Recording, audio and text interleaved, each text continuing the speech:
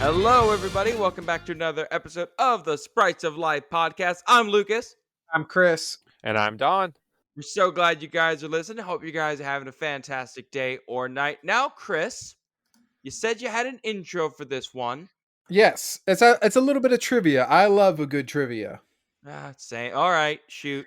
What does this episode and 1980s rock have in common? We're wearing tight pants. I mean, speak for yourself. No, my pants are pretty loose. They both contain a little bit of poison. I mean, you're not wrong, but do I still have to like it? I mean, if it's more your speed, I could have changed it to what does this episode and Britney Spears have in common? No, we're good. I like that more. What was that? That's toxic, man. Yeah, what if that was the sound that Toxic made in the Pokemon game when it came out? That would actually be... I would play that mod. Yeah, I would only play Toxic Mons. Well, honestly, I hope after this, people do have an appreciation for them. So, for those who haven't figured it out yet, we are going to be talking about poison-type Pokemon, specifically where a lot of these toxins come from, what they've done for us, and we are going to share not just some of our favorite poison types, but even a few Pokemon who should be poison types, at least by some of our standards. So hopefully you guys get an appreciation for more of these venomous, poisonous creatures. On the note of venomous, poisonous creatures, I did find some science news that was relatively new, but also really cool and involving a venomous animal. So what do y'all feel about jumping spiders? I like them. Spiders shouldn't jump. I think they're cool little dudes. They got little dances. They're very, very sweet little creatures. And they're also a lot smarter than they look. These animals are capable of complex thinking in terms of planning and strategy to get their food. There are some that have even learned to mimic ants. There's one specific species, Scyller colligawudi, that lifts its front legs and pretends to be antenna, and it swings its legs and jiggles its abdomen to copy how an ant walks. The problem is, it's not very good at it. In fact, according to one study, it showed that it was a really imperfect impersonation. But what they found was that because it was so imperfect, it was perfect for blending in with multiple species of ants. Ants are really cool, but they will murder another ant in a heartbeat if it doesn't have the right smell. If it's even a same species, different colony, they'll murder each other. They have no problems with that. I'm sorry, Lucas, but the way you've described this just makes it sound like the spider just looks like a drunk ant. Okay, fair. Okay, but they checked 4 different locations in southern China and compared the impersonation to the real ants and found that while it was good all around for all of the ants, it never closely resembled any other one. So maybe stumbling like a drunken ant is just something that all the other ants are used to. But now, does this also have anything to do with predation? So yeah, Chris, about that, they tested this on a praying mantis to see if it would be fooled because they do have predators, and this one praying mantis, it ate it anyway. It did not care. It did not care. I'm an ant. Yeah, it's just greetings, mantis. I am Mr. Ant. How are you? That was the weirdest lunch I've ever had in my life. Dinner and a show. Apparently, I eat ants now. Yeah, I guess. That would have been funny, honestly. That's a weird ant. I mean, most animals tend to avoid ants if they need to because they understand enough that where there's one, there's more of them, and they can track you pretty quickly. So it's really a danger to go and mess with them. So most animals will not, unless they're specialized in dealing with them. Question, you may not know the answer for this, but ants typically have some kind of smell marker on them, right, for their colony, right? So how does the spider, because the spider's not going to have that, so how does that come into play?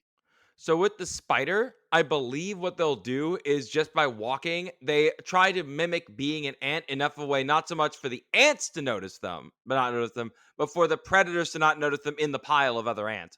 I don't understand why specifically the ants aren't attacking the mimic spider. But I believe just the idea is that if the ants are busy and they're working, they're not really going to pay attention unless you get too close to the Gotcha. colony. So basically, what we have is a drunk spider that gets way too close to ants than is comfortable. I mean, they did say that predatory spiders did not bother the mimic. So the mantis is smart enough to figure it out, whereas predatory spiders are not. Well, I was gonna eat you, but guess not. Ah, gosh darn it! It's just a giant, colorful ant. Oh well. Well, on to gaming news then. Who here has been obsessed with Tears of the Kingdom? I haven't gotten to play as much as I like, but I have been enjoying it. I'm up through the wind temple at this point. I beat the water temple and realized I should be collecting more battery charges to build tanks. Have you beat? Wait, did you go to the water temple first? Yeah, I go I to the haven't water been to temple a single first. temple. Well, neither. I mean, you go at your own speed. That's the whole thing. I know. I really just have had no time.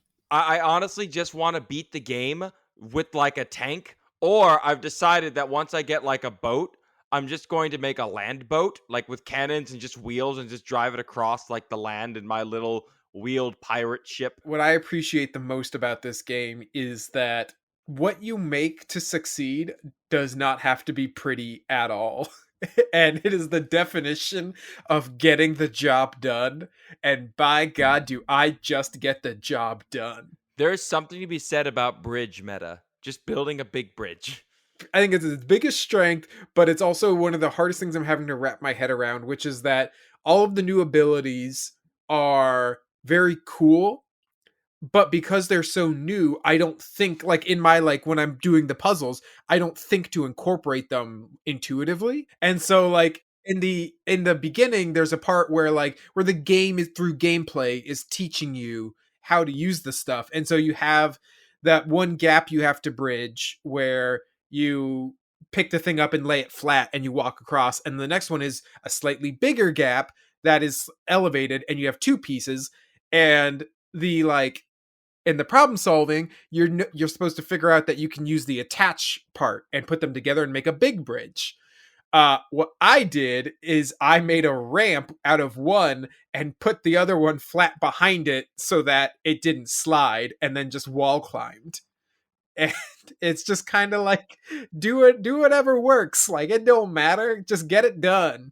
There are so many people who are like, how is this game operating on the level that it is? Because look, we're Pokemon dorks here, and we all know that Pokemon Scarlet and Violet should be running better than what it is. This game makes me sad for a lot of the issues that Pokemon Scarlet Violet had. Yeah, the argument of no, it's the Switch's fault. It's like, no, it's not. It's not to say that this game is perfect either, but like there is a noticeable difference. It also the fastest selling Nintendo game in the Americas. It sold 10 million copies worldwide in the first 3 days. Everyone, there was a couple of video game reviewers I was reading like this game is going to make everybody a snob because now for the rest of the Switch's lifespan, it's like why doesn't this run as good as Tears of the Kingdom? And honestly, that could be a good thing That's a fair because point. It's a really fair point. I mean, right now though, I was because we're recording this on the 25th, they did just release that PlayStation the PlayStation hour-long trailers of all the different stuff coming out, and Metal Gear is coming back and it feels weird. why does it feel weird? Do you not know what Konami did to the creator of Metal Gear?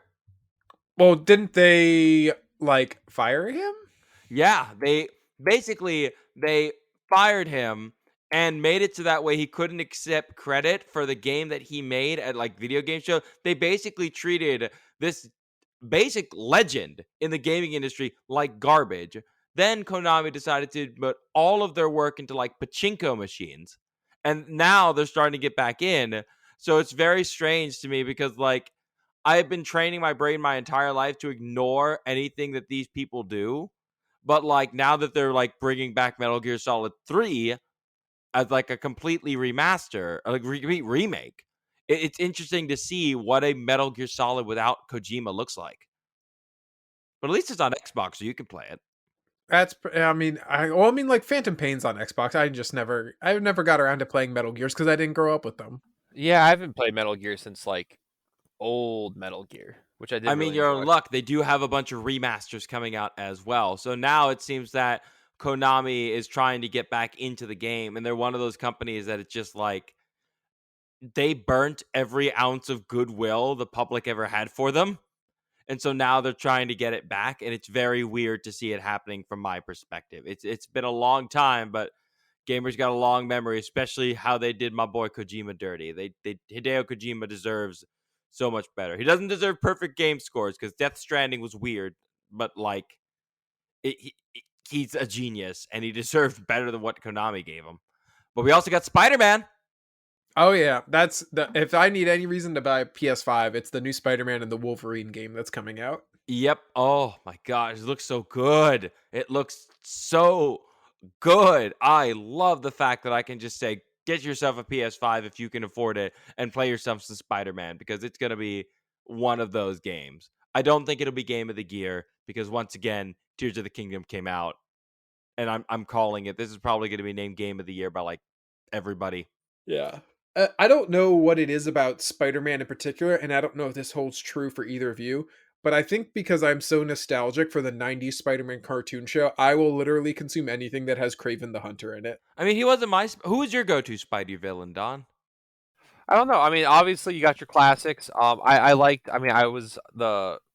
I was. I get. I'm gonna say maybe the Green Goblin. Honestly, like I was a big fan of the Raimi movie or whatever. For me, it's like it's Kraven and Kingpin and Mysterio, which are all very 90s animated Spider-Man. I have a real after playing the last Spider-Man game, the first one that came out, I have a real love for Dr. Otto Octavius. Like that's and of course Venom. Like Venom and Doc Ock are like two of my favorite villains, especially with all the different stuff that Venom can do, the different symbiotes that came from it. Like that's such a cool concept. And it has a really good message when it was first coming out that had similarities to things like alcoholism. So it's like there was a real messaging in those comics when they first came out. It was awesome. And it goes great with really subpar movies. Yeah. Yeah. Oh, hang on. Spider-Man 2, though. Sam Raimi's Spider-Man 2. Well, Venom's not in that one. Yeah, you're right. But, okay. But, so you don't like the new Venom movies that Sony put out? No, I don't. I like Tom Hardy as Eddie Brock and Venom, but I don't like them. I'm not a fan of the movies. I they weren't allowed to do rated R, and that was their greatest weakness. Well, on the note of Venom, you guys want to talk about some toxic, horrible animals? Before we start, I have to say your segues in this episode have been like picture perfect. I try my best. I do what I can. I will say I do. It's not the perfect segue because I kind of lied. One of the things I hope this episode does is teach everyone who's listening that they're not horrible monsters. I think that's something that happens a lot is when people see that something is poisonous or venomous, they see it as something that should be avoided at all costs or killed at all costs. And that's something I hope people can understand. This is not something targeting you. This is just how this organism survives. And I should probably explain why I keep saying poison and venom like they're two different things. Because they are. Yeah, no. Poison is when you got to eat it.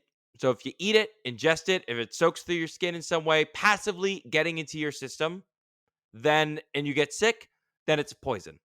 If it's actively injected into your system, be it a bite, be it a sting, be it a scratch, then it is venom. The distinction is pretty much only in the English language. Like things like Spanish don't have a distinction, but it is important in science to know the difference because the way I like to explain it is would you call Chris, would you call a mushroom venomous? Not usually. Yeah, that would sound weird, right? And that's usually how I explain it when I have people who don't know the difference. Like, okay, would you call a mushroom venomous? And they're like, no. Well, why? And they realize, oh, I get your point. So yeah, there's a difference. If you just want to be like, okay, I don't care. I just want to explain that it has a poison in its system. Just use a toxic or it has toxins, and that's fine. And that kind of blankets everything up. You said poison is ingested, venom is injected. Yes. What happens if you ingest venom? If you have no like, I'm not telling anyone out here to drink venom, but if you theoretically have no like cuts in your mouth, which is honestly pretty unlikely, or anything in your throat, you could theoretically it would just be destroyed in your stomach. It's just proteins at the end of the day. But very unlikely with everything that happens in our mouth. Yes, I would not recommend doing it. The human mouth is filled with hard, sharp rocks. Like it's going to have some entrance in there to get into your system. So do not suck venom out of wounds. Yeah, that's a big one. Like, don't do that. Stupid cow. Okay, cowboy movies weren't stupid, but like really stupid that they picked them up. But yeah, organisms have been developing toxins to weaken or kill other things for almost as long as there has been life. Jellyfish have been on this planet for 600 million years, and that's not even going into the toxins plants have been able to spread before they even showed up. The whole point is to make your life last longer or somebody else's life last a whole lot less than yours. It's really important that people understand that this is something that has been developed evolutionarily so many times. One of the things I truly believe about Pokemon is that if they wanted to get more scientific, there should be as many poison types as there are water types, if not more. Because while there's a bunch of stuff in the sea, a good chunk of the stuff on this whole planet has some kind of toxin that it uses to kill stuff or hurt it at least. Do you know how many poison Pokemon there are? I can with a quick Google search and your editing skills. I actually have already done it, so I can share. Fine. According to Cerebi, there's 93 poison types. Okay. That's pretty good. Let me just make sure that they've got the most. Yeah. So they have Iron Moth in here. Okay, so they have 93 poison types, and there are 158 water. That's amazing to me that there's more water types than the original 150. Oh my god, that's right. It's so 60, almost just under 16% of Pokemon are water types. That's like imagine if you literally had Kevin Costner's Waterworld, but it was Pokemon. That's the roster. Yeah. Every single water, it's just there. That would be I would play that mod. That's the mod I'm playing. That's awesome. Pokemon Waterworld. Pokemon Waterworld. Hey, if it's poorly received, it really will be Pokemon's Waterworld. Either way, I win. For those who have not watched Waterworld, do it because it looks like a Universal Studios stunt show went way too long. All the story behind Waterworld is also honestly pretty interesting. What happened? Why? Hang on, we're gonna take this tangent, folks. Stand by. What I mean, it's just like I think they were just I off the top of my head I really couldn't tell you, but I remember that I know they were absolutely just plagued by delays. Oh yeah, that makes sense. It was a disaster of a production. I did see a Waterworld section of Universal Studios when I was in Japan. I believe they're tearing it down for more stuff, but like it was there at least until 2021. So there you go. Dude, if Twister still has a ride, then I think it was a stunt show, not a ride. Like it had its own Twister was a stunt show. Yeah. Cool. But it's getting replaced for Fast and Furious, which actually makes me sad. I would prefer the very cheesy Twister stunt show. Yeah. I will say though, like if they play the Tokyo Drift song instead of the normal stuff, I'll be fine with it. I wonder if you know how they live in Tokyo. That song's a banger. Anyway, sorry, back on track. So as far as vertebrates go, backboned animals, the first vertebrates who had them were a group of fish called the conodonts, Conodonts. According to a Polish paper in 2009, they were some of the first over 400 million years ago. Now again, many different things had venom by that point or toxins, but these were the first vertebrates that did. And if you look at a picture of these things, they're not cute. I'll say that enough. Look up a conodont if you want. It looks like a worm with big eyes and terrifying teeth. That swims. Why do worms need teeth? I mean, there are actually a lot of worms that do have teeth-like protrusions. It's not like a bobbit worm. That would be awesome as a bobbit worms are a creature. Not even an animal, just creature. My question stands. Why do they need teeth? Why do you need teeth? Because no, Don, don't make this logical. Now answer the man's question. Why do you have teeth? For eating. So why did the worm have teeth? To scare me. I will say, almost every group of animals on the planet has at least one venomous or poisonous cousin. There's always some way of developing it. There's always some way of organisms finding some way to put it together their toxins. We could go over like all the different poisonous, venomous creatures, but I want to keep this under an hour if I can. So I kind of want to talk a bit about some of the venoms that we encounter most often as people and what we've done about it. So snake venom is definitely one of the most notable, and one of the reasons why they're so feared is because so many people look at a snake and assume that it's venomous. It's the same with spiders, although admittedly spiders are all venomous, and we'll get to that. These animals use their venom to catch their prey in some pretty horrible ways. I mean, if you see what rattlesnake venom can do to a human body without proper treatment, it's no joke.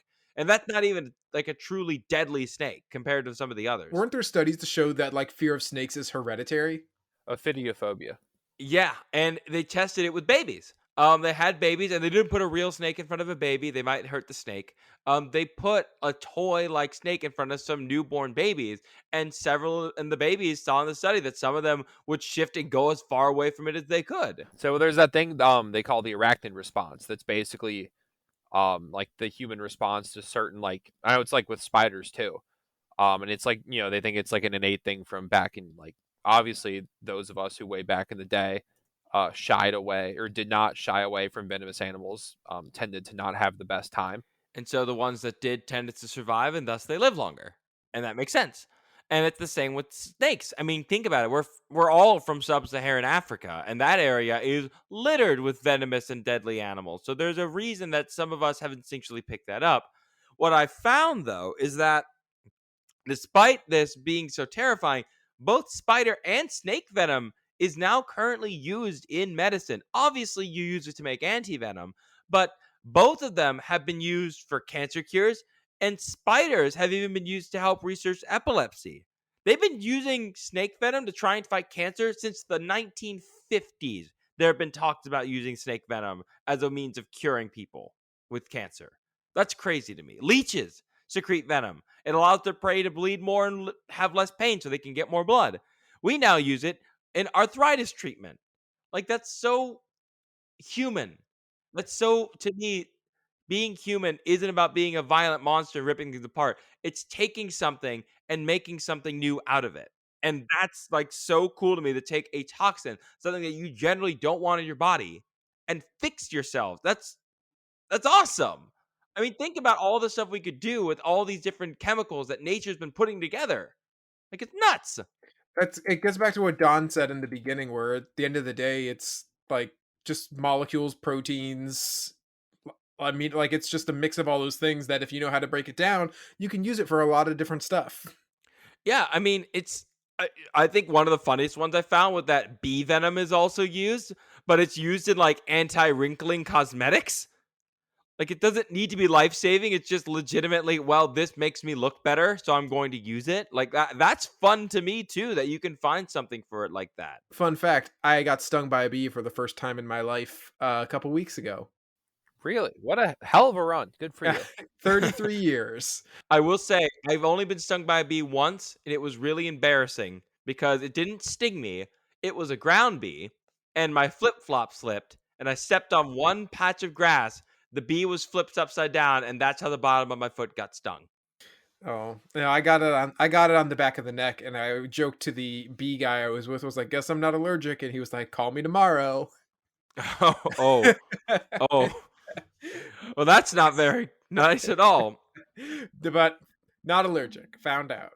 I mean, again, to me, there's something so amazing about how much nature just really doesn't want to get into direct confrontation.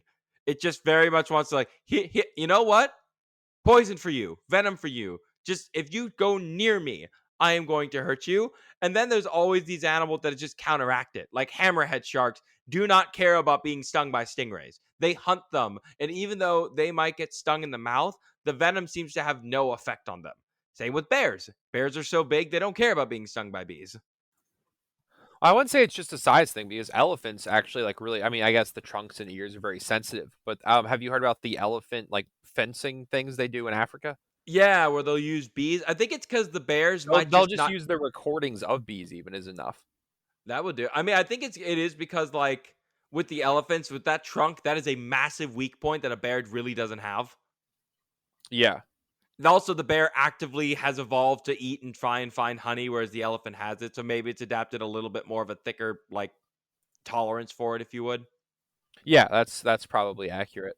I'm gonna make the one bad transition I've done today, and we're just gonna cut it and go right to the Pokemon because I did want to talk not just about poison types, but Pokemon that should be poison types, at least a few of them here and there. And I also believe that Pokemon has done a pretty good job of tackling a lot of different kinds of poisonous and venomous animals, like everything from talking about pollution in the world to natural toxins. Like the only toxin they haven't talked about yet is like radiation, which I think is for good reason. It's Japan. They're touchy about the subject, rightfully so. I think, but like you could even you might make the case that like Gigantamaxing or the evolution stones is probably like the closest that it's come. Yeah, that might be about like the radiation. I mean, you could also argue that the stones are radioactive, but we'll get to that another day. Like the firestone and whatnot. Yeah, yeah. That's some kind of radiation. So let's go ahead and let's cut into these Pokemon. So let's go ahead and get started. Don, you go first. What did you bring for us to learn about today? I'm a fan of Toxicroak. I think everyone should be a fan of Toxicroak if they are I think not. he's a cool guy. I think he's also from a competitive standpoint, he's one of those fun guys who is completely irrelevant, except for then there'll be like a 4 month period where like when Kyogre and Xerneas are legal and like people forget Toxicroak exists, and then like suddenly he'll just be like out here just like smashing heads. Gunk shot, gunk shot, gunk shot. Pause in the rain. Yeah, it's normally like fake out, poison jab, drain punch, kind of stuff like that. Anyway, though, so Toxicroak is a cool guy. He's clearly he's a frog. He's poisonous. He's based off one group of frogs and one other frog. One group of frogs and one like very specific frog that's just very cool. Toxicroak obviously is poison dart frog basing. Poison dart frogs are there's a couple groups but they're really like the really toxic ones are the Phyllobates. And that includes like your golden dart frog, which is Phyllobates terribilis, which literally just means like the terrible dart frog. I like it when they're on the nose like that. Yeah, yeah, and so dart frogs, at least the more potent groups, but there's also the Dendrobates family, and I've actually kept several dart frog species. It's a Bactrotoxin, which is like a particularly potent type of toxin. In terms of like pound for pound, like the dart frogs, like the terrible dart frog, as the name would suggest, is like the most poisonous vertebrate there is, most toxic, I guess you could say. It is quite astounding how much toxin I mean, the fact that natives have been using it to like just kill monkeys, it's like, you could be using that on like jaguars. Oh, I mean, yeah, no, jaguars, whatever they can kill. I mean, I think one of them could kill a quite sizable amount of people. It just seems so unnecessary, the amount of toxins they built up. Oh, absolutely. And like I said, I've kept dart frogs, and dart frogs are interesting too because they're like one of the toxic animals that gets its toxins from its prey. Like they eat in the wild, they eat a lot of small beetles and ants that contain formic acid and some other toxins, and they sort of sequester that in their own bodies and make it more potent. Terrible dart frog, Phyllobates terribilis in particular, also the golden dart frog, is like it's so toxic where just holding one, if the frog is stressed, like it could seep through your skin, and like that alone could be fatal. Like the poison in a single frog could kill about 10 to 20 people or up to 2 African elephants. So unnecessary. It's in the Amazon. It's not going to need any of that. Yeah, they're obscenely toxic. They're endemic to Colombia, this particular species, and some of the native people there, like you talked about, will use the frog to they'll actually heat the frog over a fire to like really stress it out and like bring the poison to the surface, which I imagine is not great for the frog. And then the tips of arrows and darts can be soaked in the fluid, and they can remain deadly for over 2 years. Ooh, that's some serious shelf life. That's not okay. We literally started with the most toxic animal we could think of. Yeah, no, they're really, like I said, they're honestly like really a really kind of a cool pet. They're pretty temperamental in terms of humidity, as you'd imagine. But most tiny frogs are not the most, one, surprisingly social, and two, they're not the most, they're typically very shy. And dart frogs just really aren't afraid of anything, and they don't realize that they're not toxic because fruit flies, they're just as happy to eat. So like they're a really cool pet. Do your research, make sure you know what you're doing. Buy captive bred, all that good stuff. Don't give But it ants. Don't yeah, give it ants. don't give it ants. But they're a very interesting pet because you really get to see them a lot. Like they're really just not afraid of you. Like they're convinced. But Toxicroak's an interesting sort of difference in this regard. I guess you could argue that it's more venomous. It secretes the poison, but then it injects it by punching you with its claws. By Wolverine. Yeah, by Wolverine style. However, there's another frog that sort of copies the stabbing style of Toxicroak. Are you guys familiar with the hairy frog? Oh, I am. Yes, I am as well, but please enlighten our Yes. listeners. So the hairy frog is a species of frog. There's also the otten frog, actually, which I guess you could argue it's even more close to. But the hairy frog's more interesting, so I'm going to talk about it first. So the hairy frog is a frog that's got a sort of like a hairy like body thing. It like aids it with oxygen absorption in water. I think it might also be like a sexual dimorphism thing. But the hairy frog, when threatened, will break its leg basically at the wrist, or its toes. I apologize. It'll basically break the bones of its toe and stab you with them. Yeah, I've seen the diagrams of it. It actually does break the bones of the digit and it punches through the skin. And so you're literally being attacked by claws. There's also the Otten, Otton frog, which has sort of a retractable Wolverine claw sort of thing. That's metal as heck. I didn't know it was retractable. Well, no, this is a different frog. The Otten No, frog. that's what I'm saying. Like, I didn't know that there was one that was retractable. I know about the breaking bones is something we've already seen with like the new Quagsire. Like this is like no. This is just I can pull them in and out like a cat. Yeah, the Otto frog or Otten frog.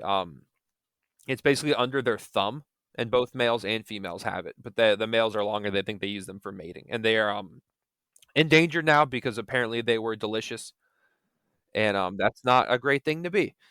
Yeah, guess not. Well, I'm sufficiently terrified. Well, I don't know. Terrified's the wrong word, just because I think it's one of the funniest flexes we had. Because when I used to work in Florida, the aquarium I worked at, we had like in the display case, we had poison dart frogs. Like, and nobody knew the trick about not feeding them the ants. So everyone who sat there got like super nervous because they're like, oh my gosh, they carry these dangerous animals here. What's going on? Like, it's basically like an unnerving tactic.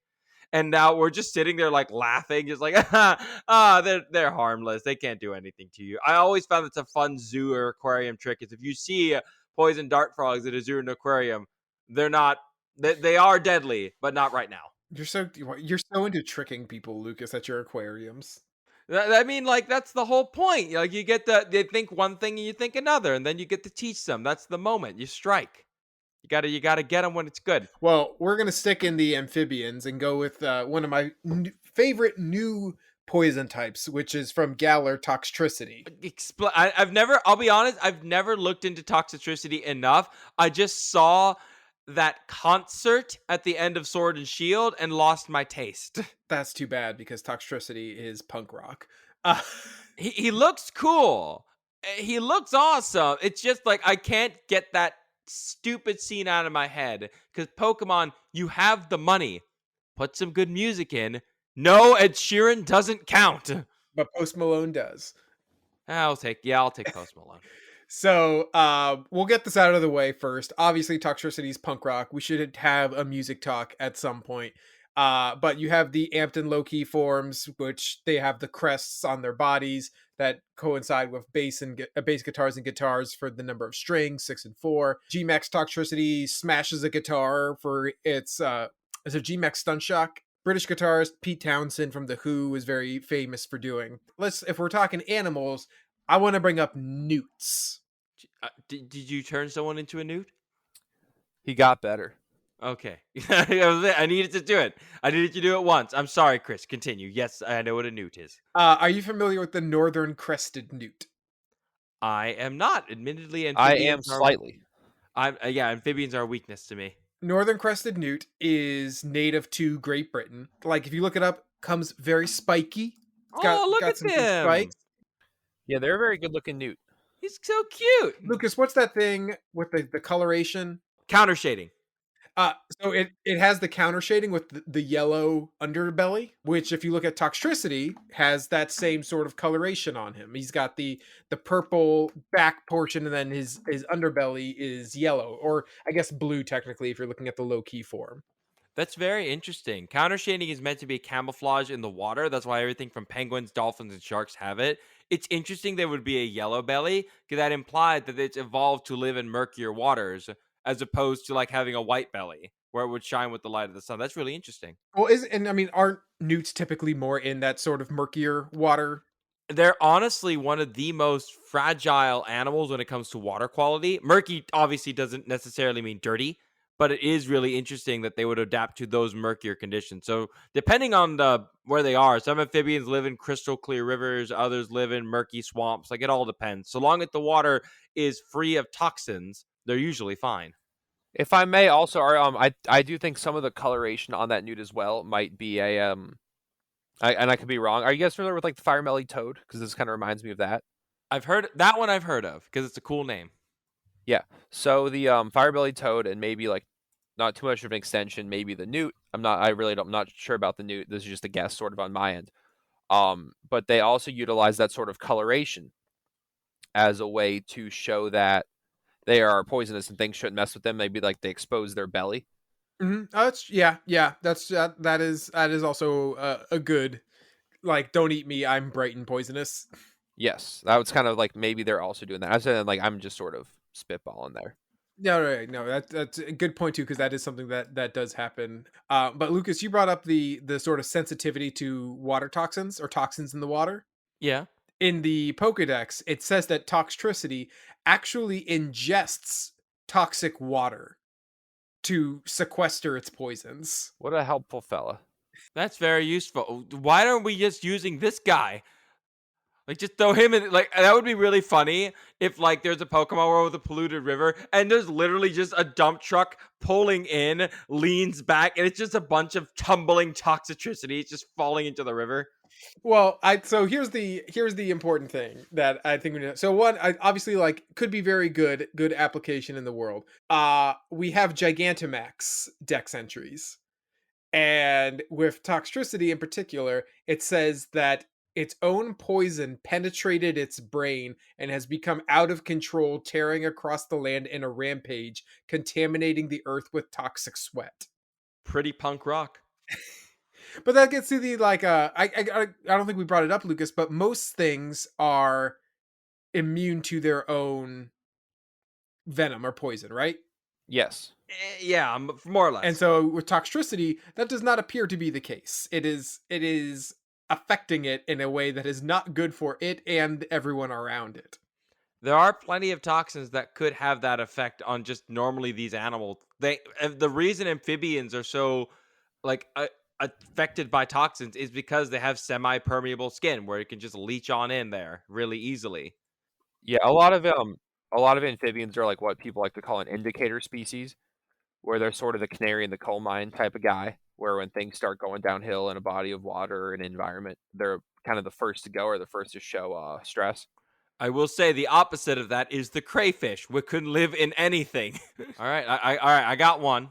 I got Let's one, hear and it. it's honestly, I think I picked this one because of its creativity. Ariados is, to me, the second coolest spider Pokemon after Spidops. This thing is Yeah, we're based gonna on argue about that later, but we can, sure. yeah, we can find again, stat wise, they're both terrible, but spitting spiders to No, I just me, think Araquanid is cooler. okay, that's fair. All right, spitting spiders to me are like, okay, first off, they came up with this in like before the year 2000. So they came up with unique animals even way back in the day. So it wasn't just like a seal, an ostrich, a fox. Like they legitimately like spitting spider like in the 90s. And that's wild to me. But let's only give it 6 legs. Yeah, okay. Yeah, that angers me. It took them 26 years to add a spider with 8 legs. That took them way too long. But it is based on the one of the coolest arachnids. Spitting spiders, as the name suggests, will spit in order to catch their prey. Now, all spiders are venomous. The venom is used to liquefy their prey in order to digest it. That's why spiders have it. It's not meant to really be a defense. Things like tarantulas have even built hair-like defenses, reticulating hairs that will kick out rather than bite stuff because the hairs cause irritation. But this spider decided to hunt in a completely different way. It is able to not only produce silk in its abdomen, but also in its mouth. And it produces the liquid silk and mixes it in with the venom. And then it will spit it out in a V like pattern as it moving around to coat whatever it's trying to catch in toxic, sticky thread. So it's like that gladiator like net but poisonous. Yeah, it's wild because like most spider toxins cause a type of necrosis, like it literally digests you. And so imagine being coated by not only something sticky, but also that's literally eating you away. That is like something out of like the weapons arsenal of the predator. That's so cool. I'm pretty sure the predator does have that. I mean, it's wild as well because these spiders live on every single continent except Antarctica, but they're like itty bitty. They're super tiny. They're not like the size of your hand. They're like able to sit on your thumbnail. They're really, really small. And I like that Ariados in the game is one of the few Pokemon to pick up a signature move that nobody else can learn. Like when Blaze Kick was like given to everybody that wasn't Blaziken, like it just stopped being their It's signature still move. it still has a signature move that no one else can learn.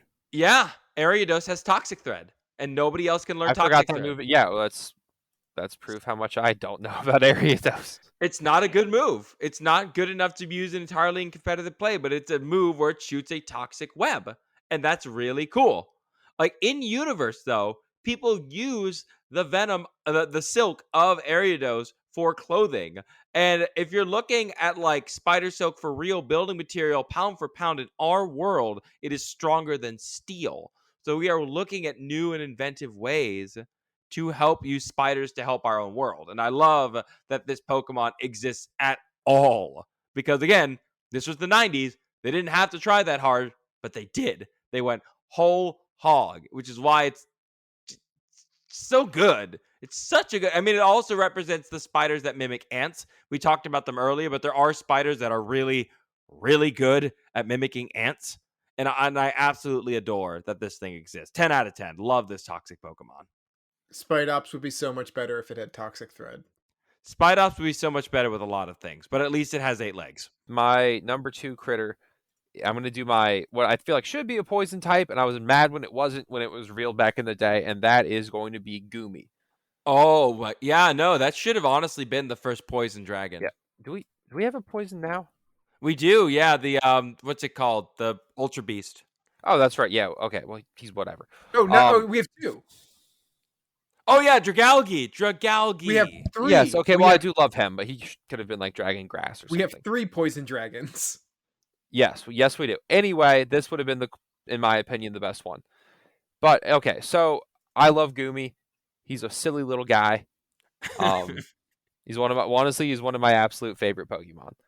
I mean, he's cute. Honestly, it'll probably be when they release that sitting cutie is going to be like the first ones that sells out. Goomy is one of my favorite like base level Pokemon. It's so Yeah. cute.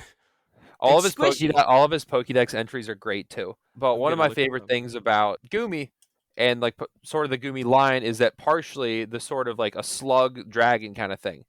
And are you guys familiar at all with the blue dragon sea slug? No. All right. So, it's got a lot of names. Some people call it the blue sea dragon, the sea swallow, the blue angel, blue gallicus, dragon slug, blue dragon. A lot of names. Yes, Gallicus atlanticus is its scientific name. It's a sea slug, a nudibranch, to be pretty precise about the actual group. It is one of the, in my opinion, there's a lot of really cool nudibranchs out there, but this is, in my opinion, maybe the coolest one. It looks like a Pokemon or an alien. If you guys want to look up a picture of like the blue dragon sea slug. Oh, I pulled it up, and I've seen a lot of people post this on like Instagrams and like all kind. This is one of those organisms that gets passed around amongst like animal people who are just looking for cool things to like get people's attention. People already assume that this is like, what do you mean this isn't Photoshop? What do you mean this isn't an alien from another world? So G. atlanticus, which I'm just going to call it that, is a sort of a pelagic sea slug, which means it sort of travels around in the water. And they basically cling to the surface tension of the ocean, and they're carried by winds and currents. And they do exhibit the counter shading, as Luke likes to talk about. And they're doing this because they hunt Portuguese manowar, which they consume, and other siphonophores, and they consume them, and then they take their nematocysts, like their stinging cells, and they sequester those into their own body, and then use those for their own defenses. That's pretty. I mean, the fact that it's going after the Portuguese man of war, I love that idea. I love that. So like concept. they're really beautiful and pretty, but it's not something you want to handle because you can actually receive basically the equivalent of a man of war sting. Yeah, I don't want to deal with that. I don't want to touch it. Why does everything pretty have to be dangerous? And there's a lot of videos of people just holding them in their hands. Yeah, I've seen though. Like, there's literally one here. They kind of travel around. I said they're pelagic. They can be found like from Australia to Mozambique, so kind of all over the place. I don't really think they show up too much in the Atlantic, but they have been sighted off Bermuda. So we'll pivot back to one of mine, which I wanted to take on what I think is one of the weirdest Pokemon that I could think of. That I don't know when we're going to talk about this guy any other time, so we're doing it now. What do you think about Swalot? I don't. Ever. It's one of the most forgettable Pokemon as far as I'm concerned. Nobody cares about it. That's not me being mean. That's me being accurate. What do you think? What do both of you think Swalot is? He's a feller. God's mistake. Honestly, like it's a Pokemon where like I remember I played through Ruby and Sapphire in like elementary school or whenever I got it. Nah, maybe middle school, whenever it came out. I remember I saw Gulpin so many times and I sort of ignored it. It's not. Yeah, it's not a. It's honestly one of those Pokemon that some of the villains use, but like a throwaway almost. I think I will try to convince you that I think Swalot is actually one of the more intriguing Pokemon in terms of world building potential. So it's kind of just a giant blob. So when It's the poison bag Pokemon. It's a plastic bag full of trash. it's more than a bag. But I think of B horror movie The Blob or gelatinous cubes from Dungeons and Dragons. It's sort of this all-consuming ooze that will eat anything and whatever it pleases, and nothing can stop it. That is, again, uncomfortable, but there's more terrifying stuff out there. Well, this thing it says it can eat and fully digest a car or a car tire. Okay, that's definitely scary. Okay, whoa, hold on now. I think it could also digest a car, just not whole. But regardless, now I've seen some people say that that Swalot is just a giant organ. I would disagree with this assumption because we know that Swalot has organs. It has a stomach, so it's not an organ that has organs. I think that's kind of a little weird and more meta than they're going for. No, I honestly, I'm thinking of just like how much it can consume. There was an amazing video I saw recently of a cormorant just piling down fish down its gullet, and this thing is a vertebrate, and it's able to just stretch itself. And there's even the lionfish that can expand into its stomach to 30 times its original size. Okay, wait, time out. Have you heard about fish? Are you guys familiar with the gulper catfish? I am not. You should look it up. But something about Swalot and its body morphology. Have you guys ever seen how a cone snail eats? Oh, I have. You should look up like a video, Chris, for like Oh my 30 God. seconds of like This catfish is look at this thing. It can't eat that. Oh my! It looks like a Monster Hunter monster. Yeah, no, that's a big nope for me. Why do I not want to learn now? Now it's become I don't want to know about Swalot anymore. Basically, it's able to eat everything it has because it has this hyper potent stomach acid. And we were talking about it. We were talking about how these creatures that venomous, poisonous. The most important thing is that they don't hurt themselves with their own stuff. The only thing in the world that can withstand Swalot's stomach acid is its stomach. Kind of like the human stomach. We have a whole bunch of chemicals in our system, but the second it leaves our stomach, it starts melting the other organs. You're right, but if we were to put stomach acid on a car, it wouldn't melt it. Chris's point is that Swalot's stomach acid is apparently will melt every single thing that exists that isn't Swalot's stomach. Okay, fair. That would actually. This is a Pokemon. Does it not get the corrosive ability? Corrosion, no. I feel like that could be something it should get.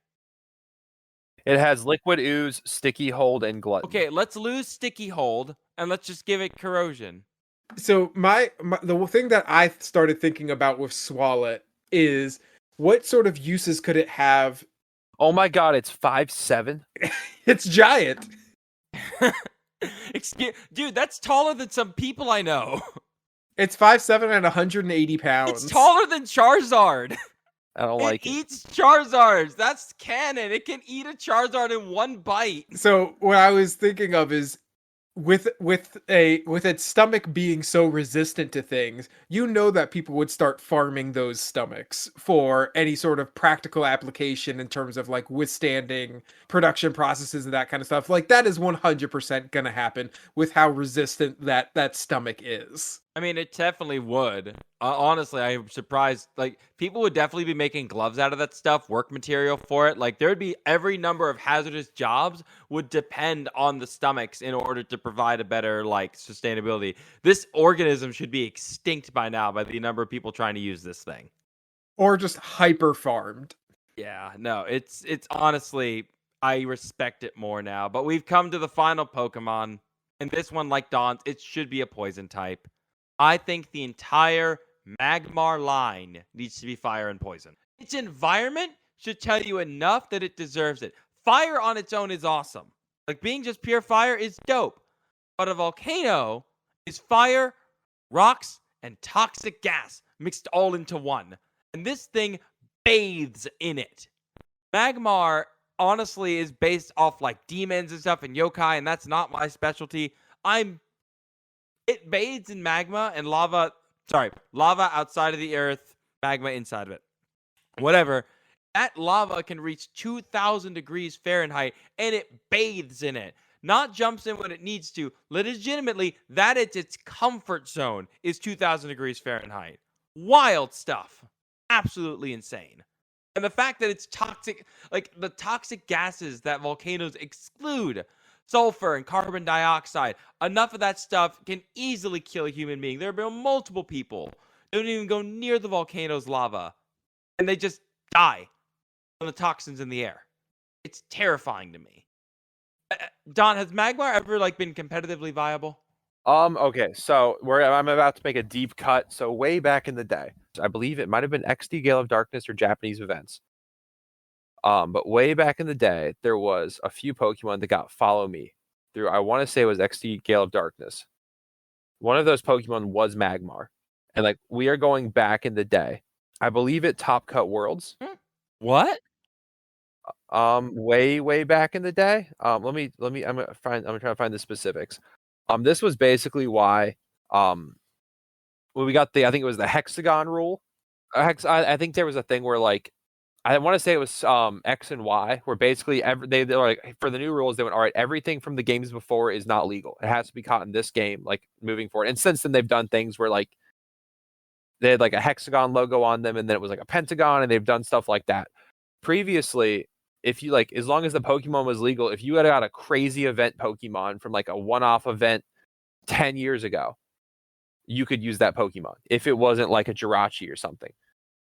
Or from like a side game and things like that. So you had things like Follow Me Magmar, Follow Me Electabuzz, things like that, where like you could put Eviolite on them and things and such things like that. I'm looking at Sejun Park, the world champion in 2014. And 2013 at Worlds ran a Follow Me Magmar. In fact, wasn't he the Pachirisu guy? Yes, Pachirisu guy. He knows how to use Follow Me very well.